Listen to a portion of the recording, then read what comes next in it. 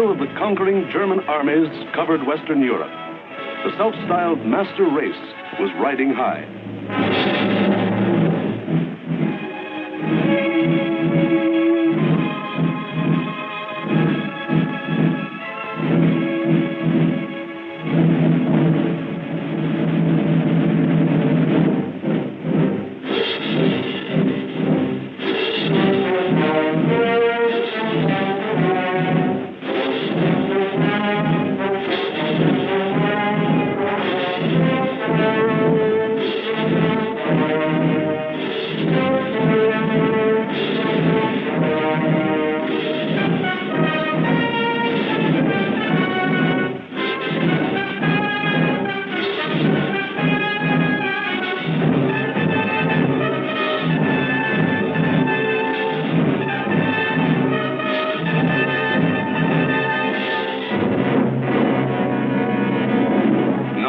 Adolf Hitler stood just as Napoleon had stood more than 100 years before and looked across the English Channel to the one fighting obstacle that stood between him and world domination. The chalk cliffs of Britain rose sheer and white out of the choppy waters. And beyond, a little island, smaller than the state of Wyoming. Crush that little island and its stubborn people, and the way was open for world conquest. The fall of Austria, Czechoslovakia, Poland, Denmark, Norway, Holland, Belgium, France had given him more than 100 million slaves to work for him or starve. The preliminaries were over. It was time for the main event, the Battle of Britain.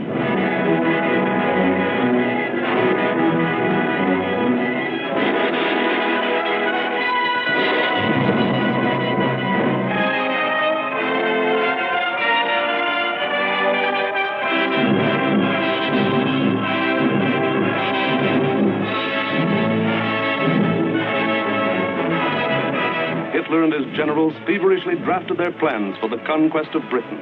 Every detail must be anticipated. A slip now might wreck the whole timetable of world conquest. 6 weeks of final preparation went into those plans. 6 weeks to determine the history of 1,000 years. The thing was foolproof. See for yourselves how simple the whole operation was to be. Look. German plan for invasion of England. Phase 1. Knock out the Royal Air Force and its bases. Get control of the air and the sea lanes across the Channel. Follow the Blitz plan that had wiped out Poland, the Low Countries, and France. Destroy communication and transport lines. Above all, get command of the air.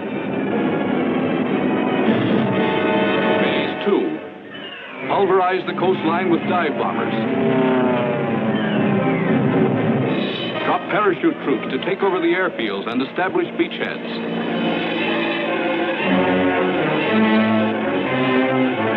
Phase 3. Actual invasion. Pour the German panzer divisions across in high-speed barges under an umbrella protecting fighter planes. Then send spearheads of armed might to divide, surround, destroy all opposition. That's all there was to it.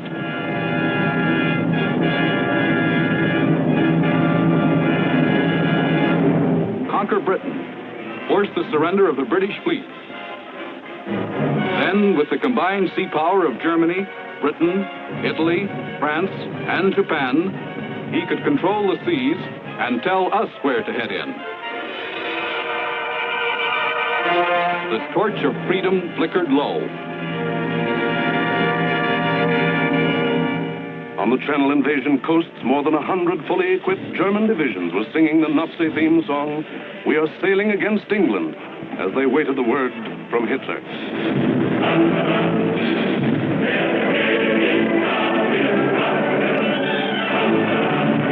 Here, for weeks, all the supplies and weapons of the Nazi war machine had been turned toward Britain.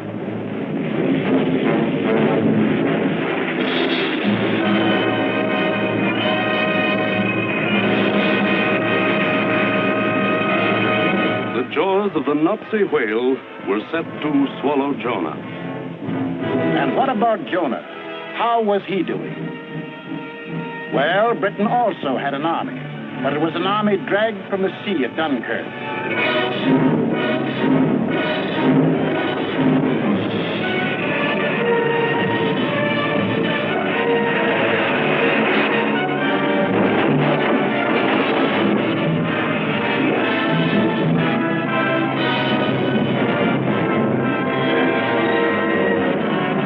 Without weapons. These had been left behind on the roads of France. Tanks, guns,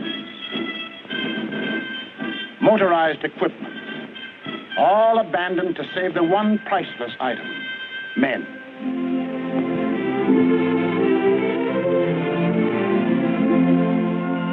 In all of Britain, there was not enough equipment for one modern division.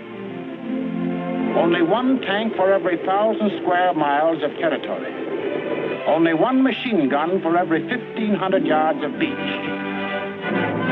Britain had a navy, too, but it was scattered all over the globe, guarding vital food and supply lines. And the British knew it would be suicide to use their fleet in the narrow waters of the English Channel with the German Air Force in control of the air. Britain also had an air force. An air force outnumbered 10 to 1 by the enemy, both in men and machines.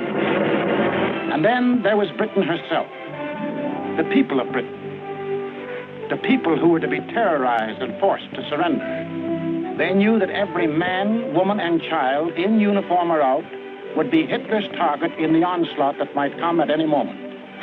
They knew they had a job to do, and not much time to do it in. The young, the not so young, and the old. The clerk, the butcher, the farmer, the member of parliament, they formed the civilian army, Britain's home guard. They started from scratch.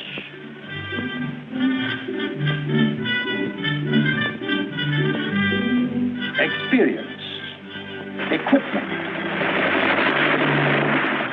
supplies, all were scarce. Only one shell to fire at each practice.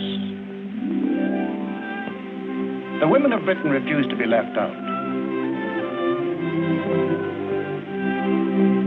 We'll enlist too. We'll put up the barrage balloons.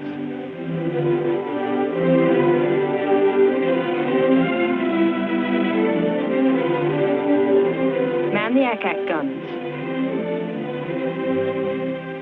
We'll run the railroads and get the trains through on time. Ferry the planes. Carry the dispatches. Drive the ambulances and run the buses. And we'll see that our men are fed and don't go hungry.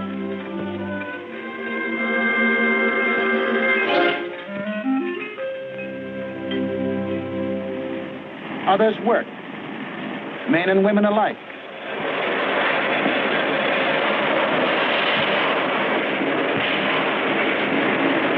They worked full time, overtime, double time, 40 hours a week, 50, 60, 70. Hours meant nothing. Fatigue meant nothing. Until the government forced them to cut down hours because overfatigue was hurting production.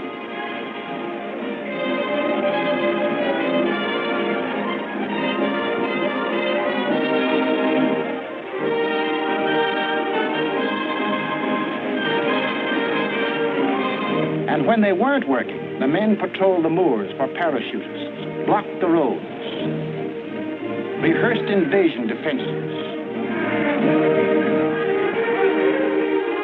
For something had happened here the Germans could never understand. In a democracy, it is not the government that makes war. It is the people.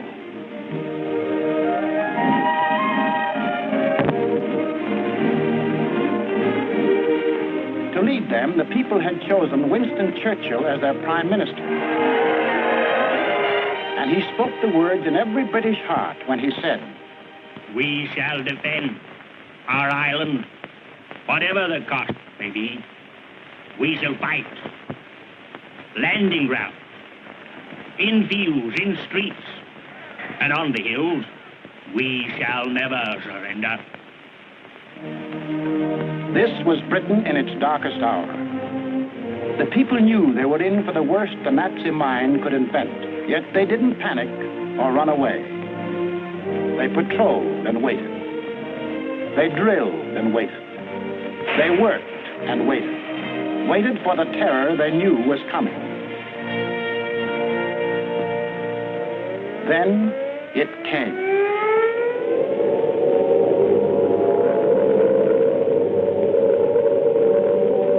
That's the sound that became part of the life of every man, woman, and child in Britain.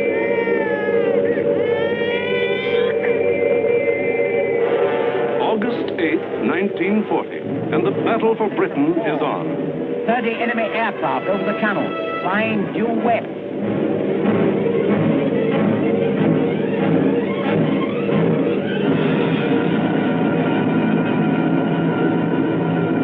Here comes the Luftwaffe.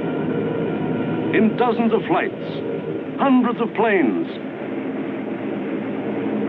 bombers, fighters, dive bombers, across that 21 miles of channel, that 8 short minutes of water. Their first tactics were to bomb convoys in the channel. Convoys loaded with food and munitions, bound for the great port of London.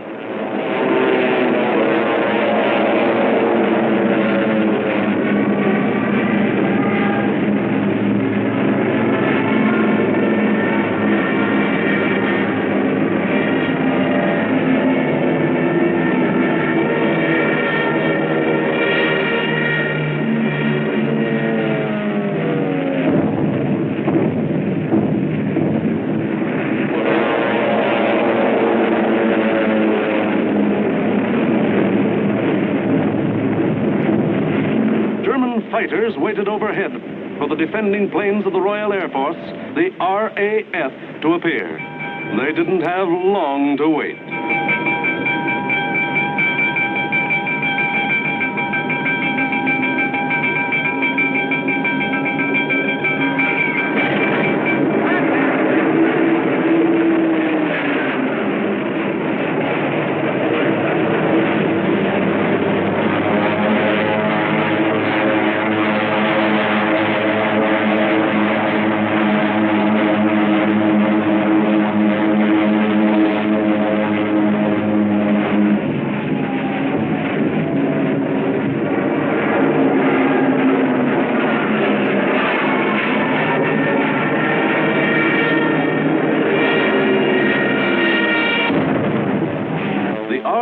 Came, facing odds of 6, 8, 10 to 1, and dove in, shouting the old hunting cry, "Tally-ho!"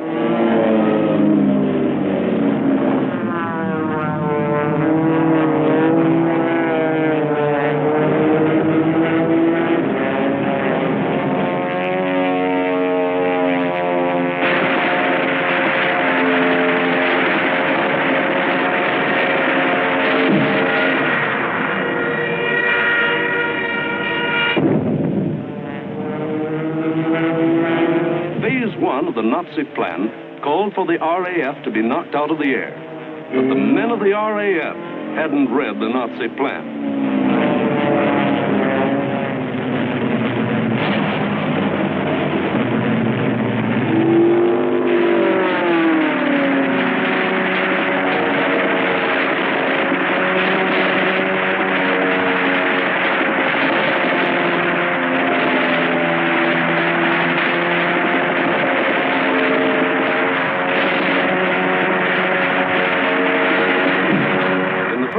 Days, the RAF knocked 182 German planes out of the sky. For the next week, the Germans attacked the coast cities from the Thames River to Weymouth.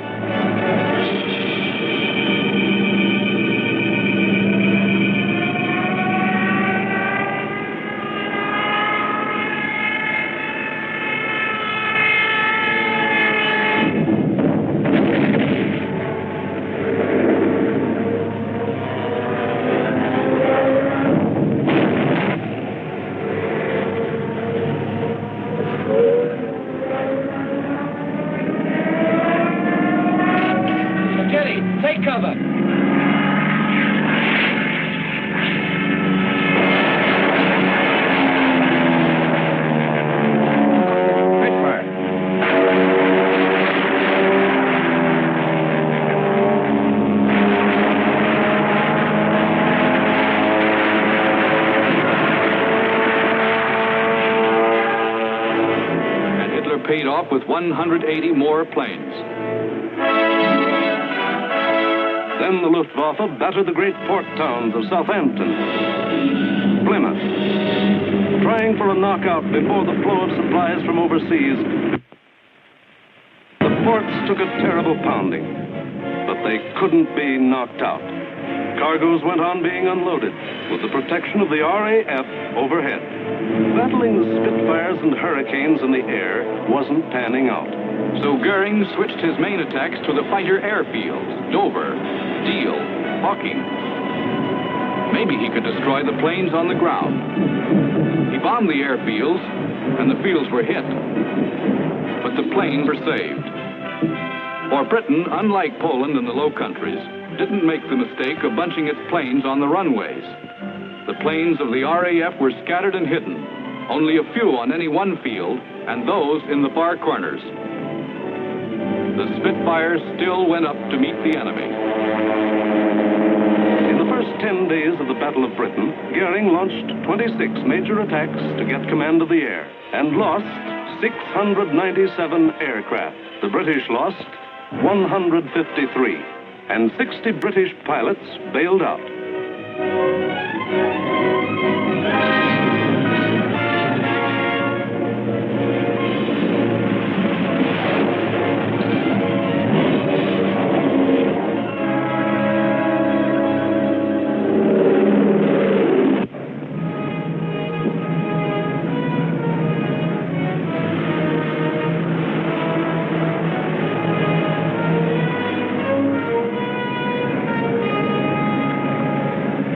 Valuable trained men were saved and ready to fight again, but the crews of Goering's planes were lost to him forever.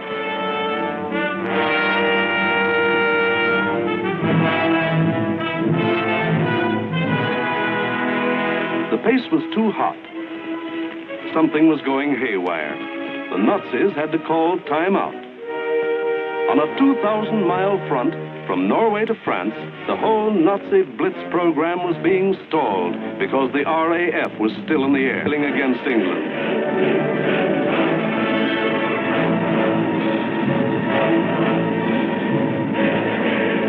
The long-range German guns were getting hot from throwing shells across the channel.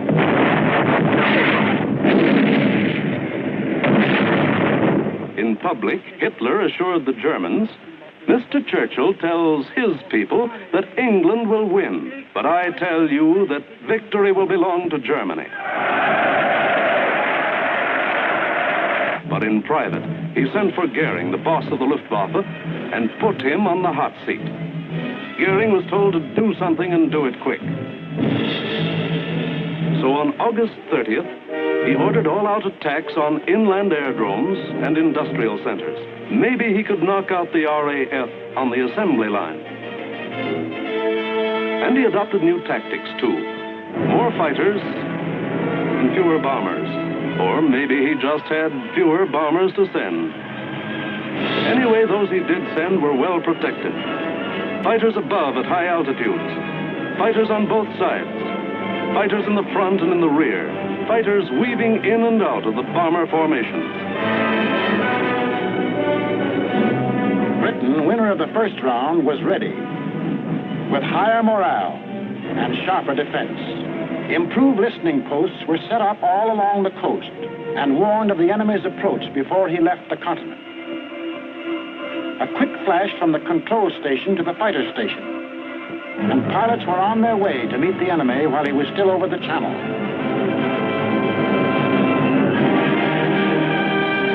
Day after day, out of sight and almost out of sound of the watchers on the cliffs, 4, 5, and 6 miles above, the battles raged over the Dover area.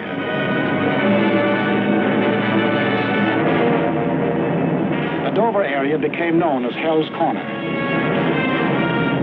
By sheer weight of numbers, the enemy again and again broke through the coastal defenses.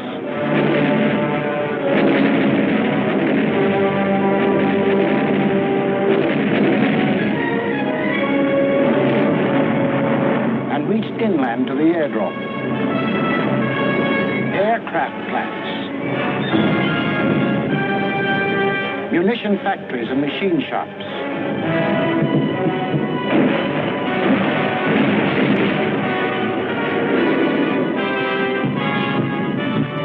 Hello, gunfire in the southeast. Right.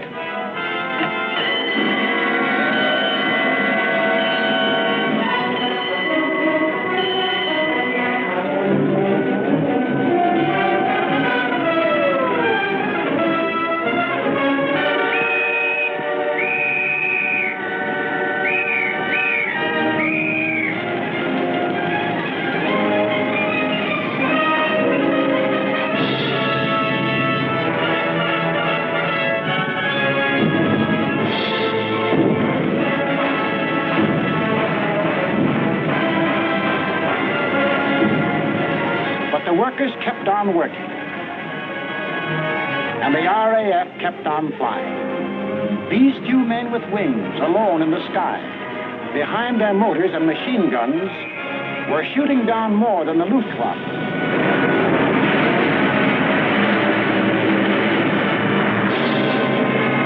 They were smashing the whole Nazi plan of world conquest.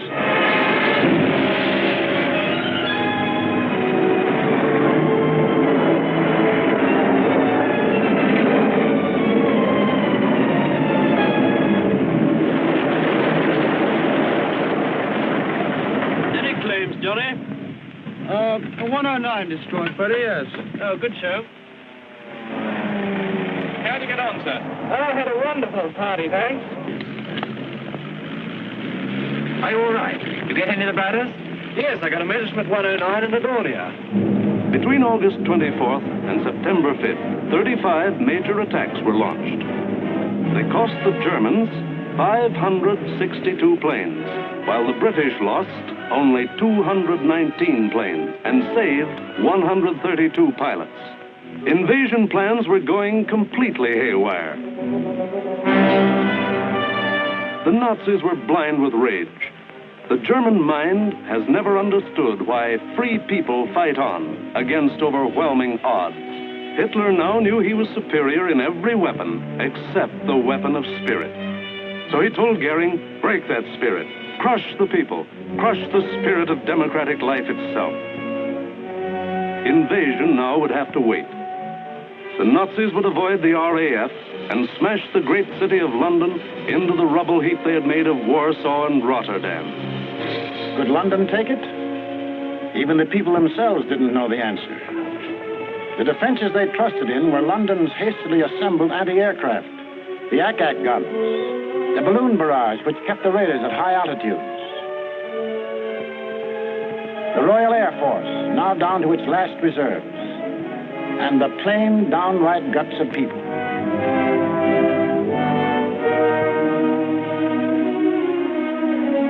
They sent more children out of the city.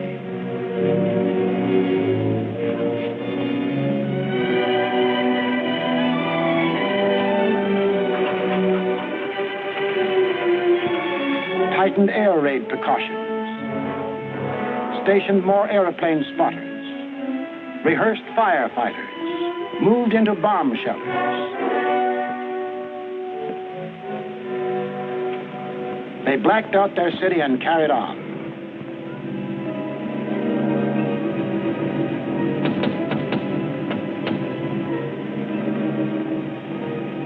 The first blow, aimed to crush the British spirit, came on September 7th.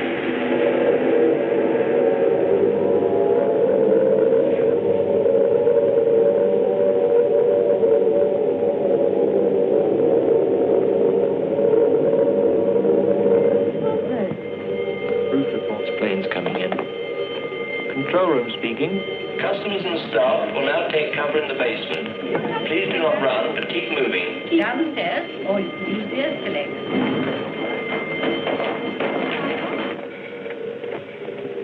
Third floor, clear. Second floor, clear. First floor, clear.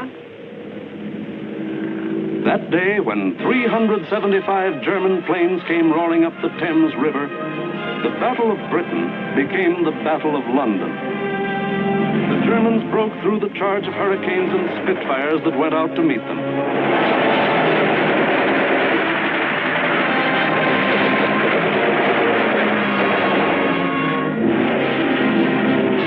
gone was any pretense of aiming at military objectives. This was just savage destruction.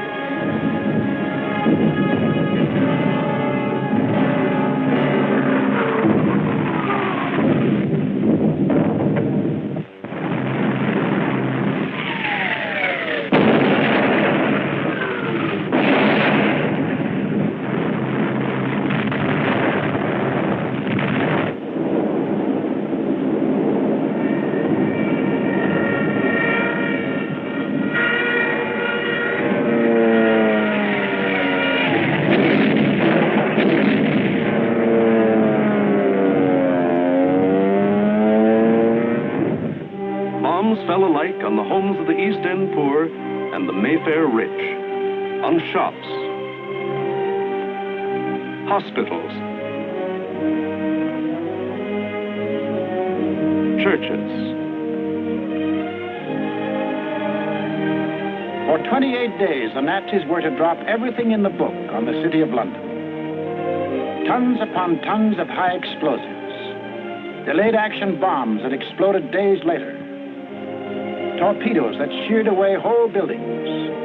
And underneath the war in the air, the war of the man in the street went on.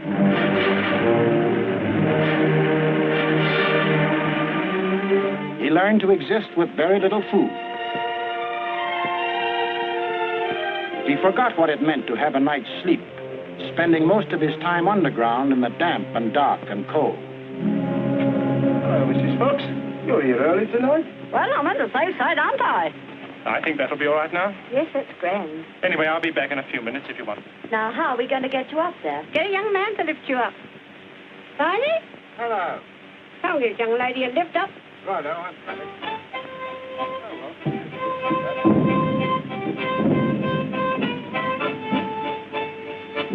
The air raid wardens stayed at their posts. Doctors and nurses worked on steadily as the bombs crashed all around them. Rescue squads labored night and day. Hi, Gordon. Around left. Is she dead?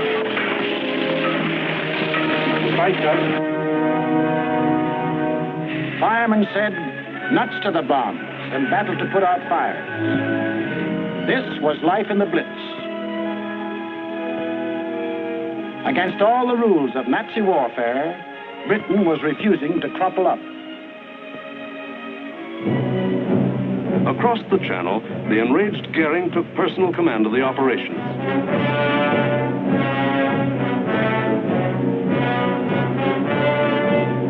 And on September 15th, he sent the Luftwaffe into one of its greatest attacks.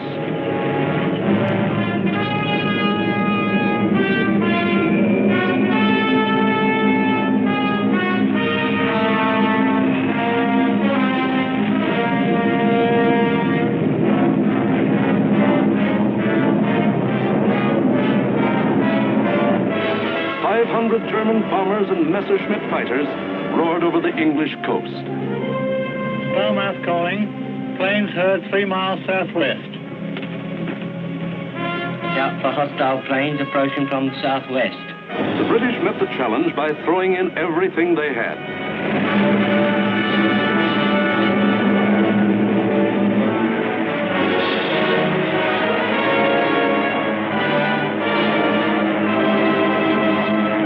Historic three-dimensional battle took place inside an area 60 miles long, 38 broad, and from 5 to 6 miles high.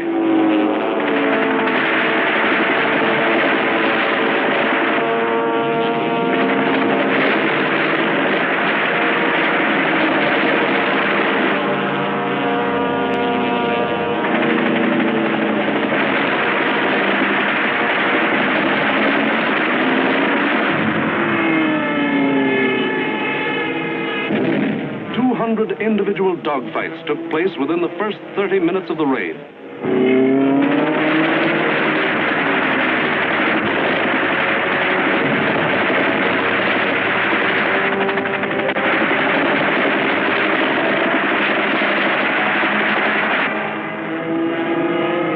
Right on our own doorstep. Oh, what a scrap.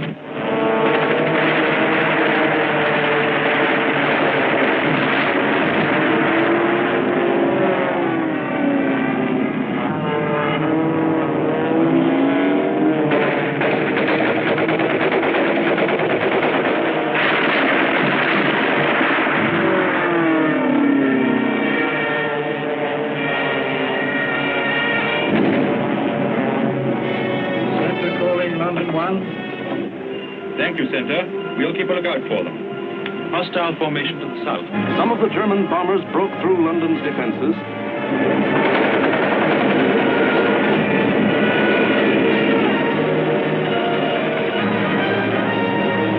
And reached the center of the city.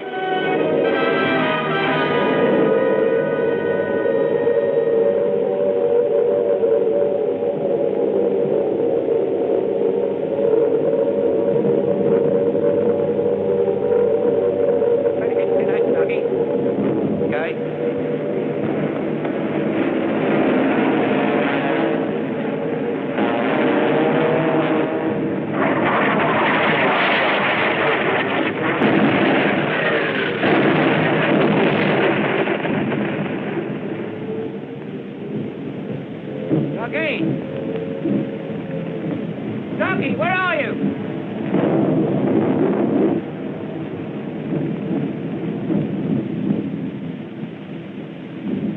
Blimey, I thought they'd got you. Who, me? Nah, I had me fingers crossed.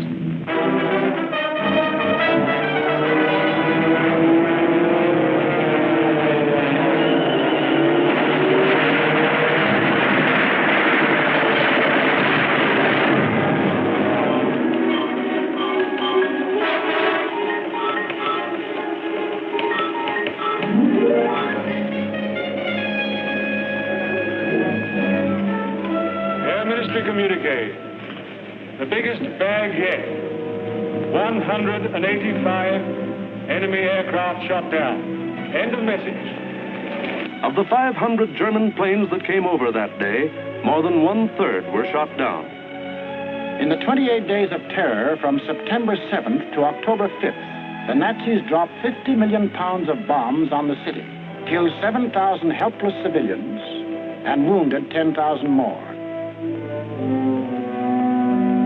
Bombs fell on Buckingham Palace,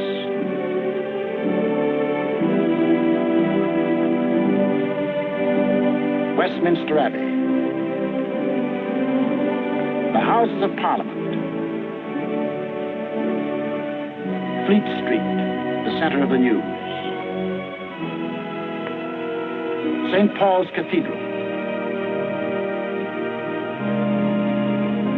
Bombs blasting the historic past out of the lives of Englishmen.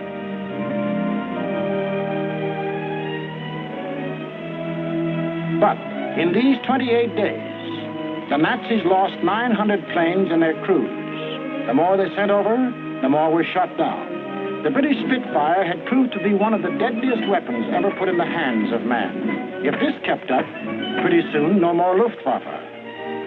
The frantic Nazis had to pull a new one. They did. On October 6th, they changed to night attacks. Maybe that way they could avoid those deadly Spitfires and Hurricanes. Maybe that way they could crush the stubborn British spirit. Never mind control of the air. Never mind Phase 1, Phase 2, Phase 3. Now to concentrate on bombing the people themselves into submission and make them cry for mercy.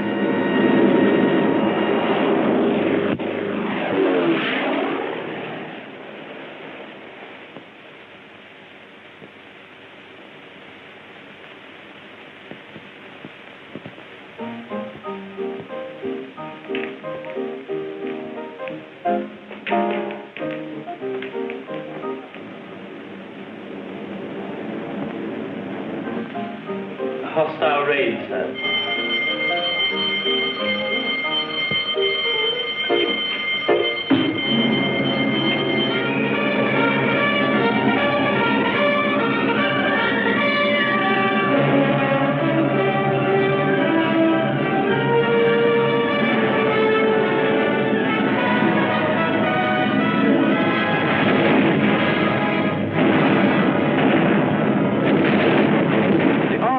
Wasn't much help at night.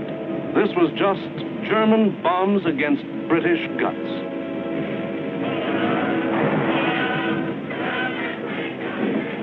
Harvey? Hello, Jack. Sound happy enough down there tonight, don't they? Yes, they're all right.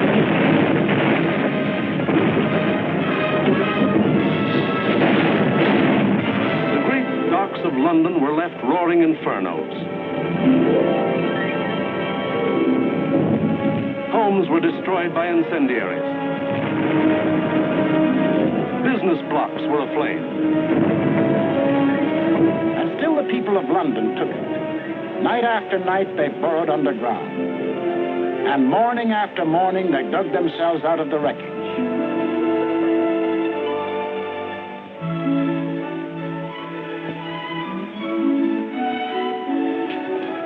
Good morning, Mrs. Ford. Good morning, Mr. Arms. Here's the night. Right here. Come on, Bessie.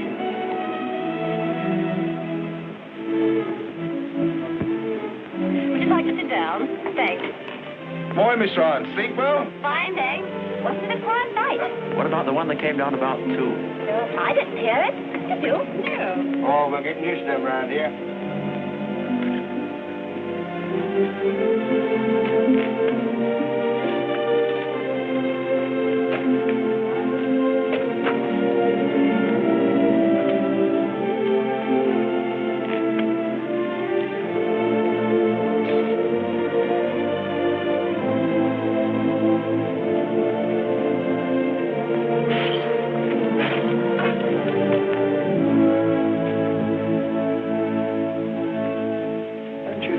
Go away from this for a bit?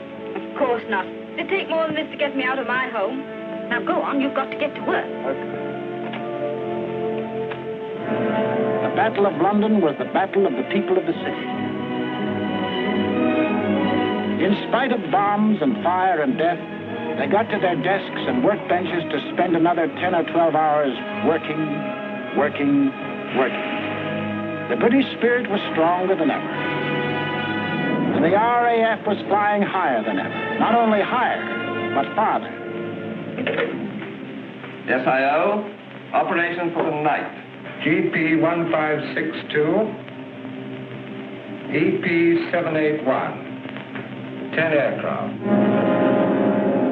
You'll find, I think, a decent photograph of the submarine yards there. There's a very good one taken the other night, Monty. Was that? A bit further along. That's it. Those are the submarine yards. Yeah. There. Yes.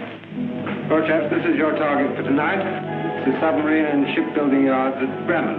It's a vitally important target, and it's got to be hit hard. In the midst of this life and death struggle, the British found strength not only to defend, but to counterattack with what few bombers they could get together.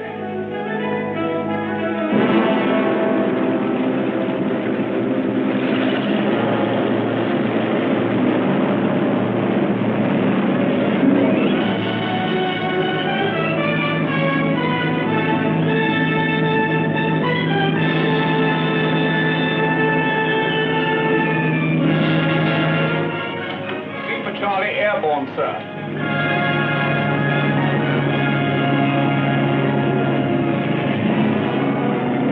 Hello, rear gunner. Can you hear me? I'm okay, Skipper.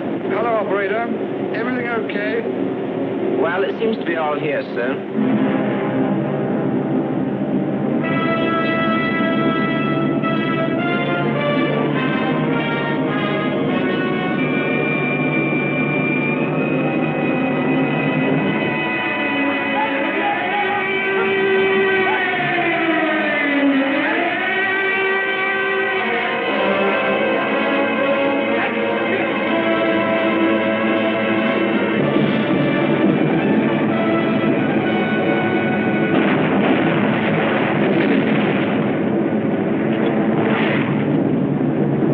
Stand by. I'm going in a glide.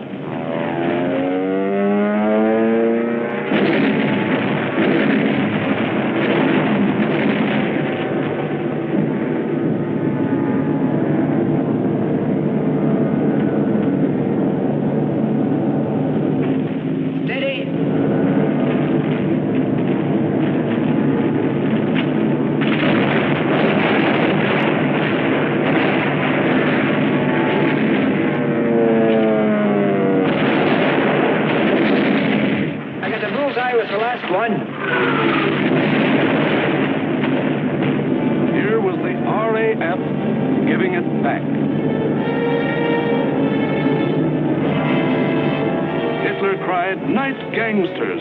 For this crime, I will exact 1,000-fold revenge.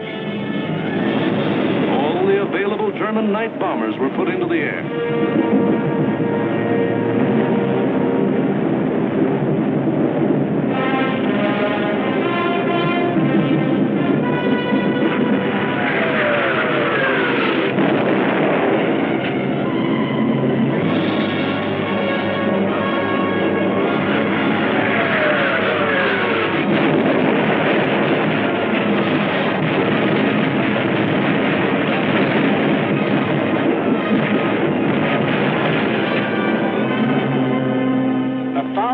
Revenge was Coventry. On the night of November 14th, £1 million of bombs were dropped on the city.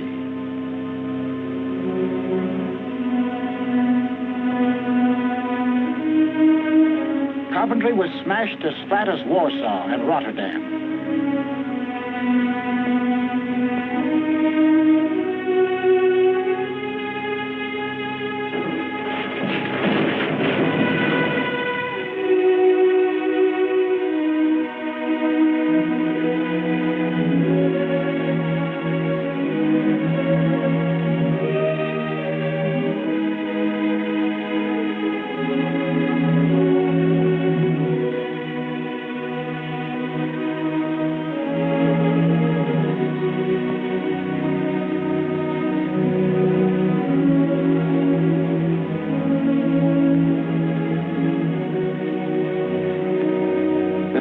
Coventry dug their loved ones out of the blasted ruin, saw them to their last resting place in a common grave.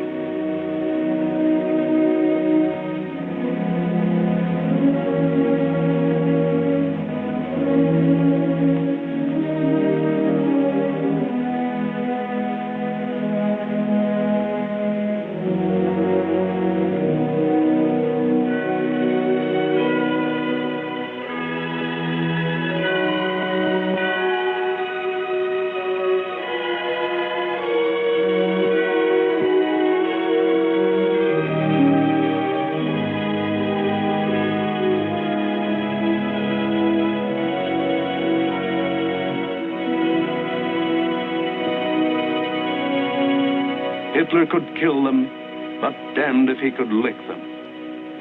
They went back to their lathes and machines, for they knew the machine bench was as deadly a weapon as the rifle. And in their hearts was a grim determination that this enemy must be destroyed.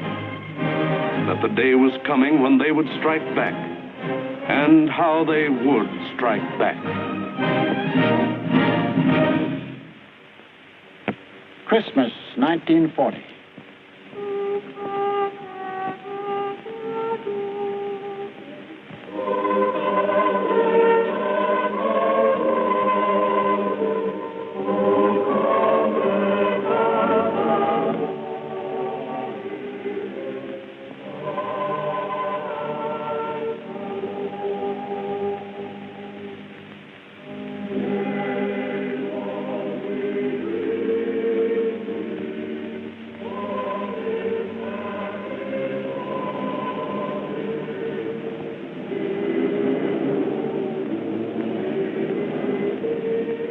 Christmas, season of peace on earth, goodwill toward men, was the ironic quiet before Hitler's great burst of rage against a people who couldn't be licked.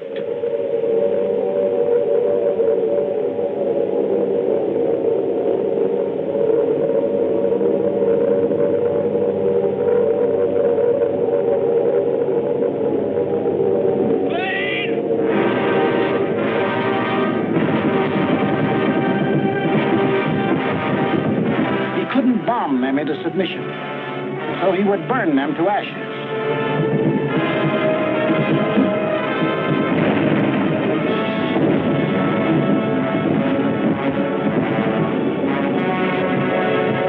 Millions of firebombs rained down on the great city of London.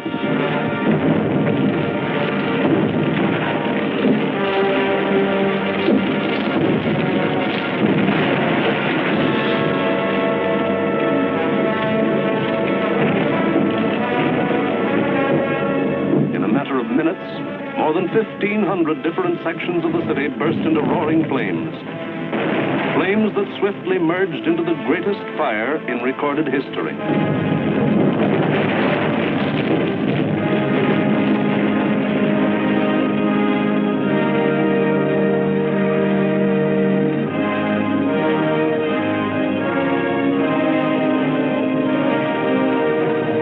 In the midst of all the fire and destruction, vital water mains were shattered. Water pressure was almost entirely cut off. Heroes of the night were men of the London Fire Brigade who stretched temporary hose lines out to the center of the Thames River, struggling through mud and slime. For the Nazis had carefully picked a night on which the Thames River had one of the lowest ebb tides on record.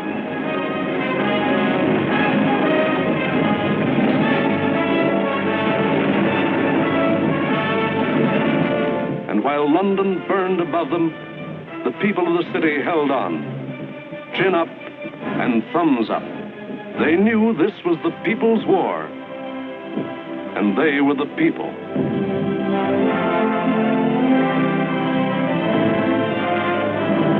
And a people that couldn't be panicked, couldn't be beaten.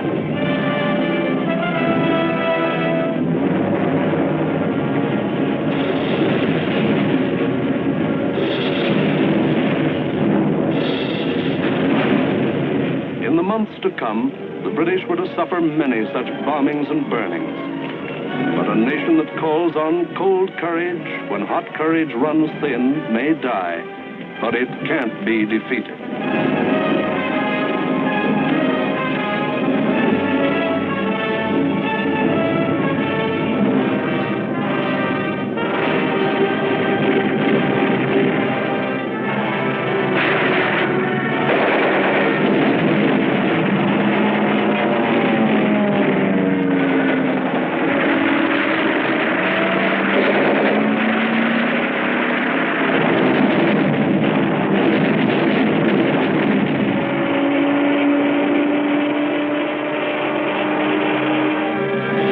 The Battle of Britain was won, but not by Hitler.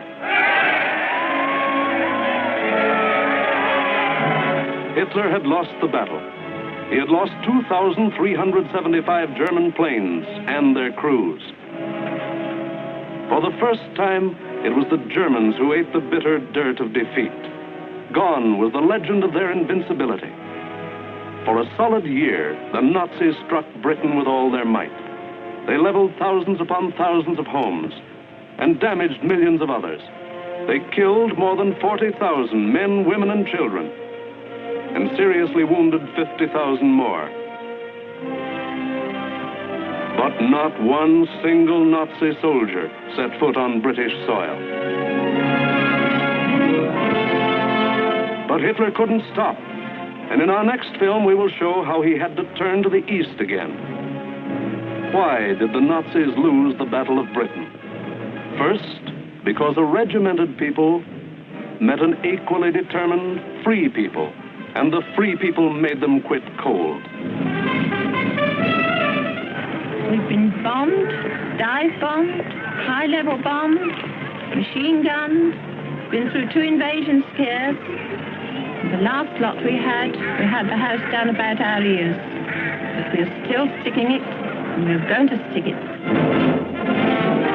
Second, because this was a new kind of war, and the RAF were the men who could fight it. These were the men who belonged to what Hitler called those weak, soft democracies. The British did more than save their country. They won for the world a year of precious time. It was not only for the people of Britain, but for the people of the world that Winston Churchill spoke when he said, "Never in the field of human conflict was so much owed by so many to so few."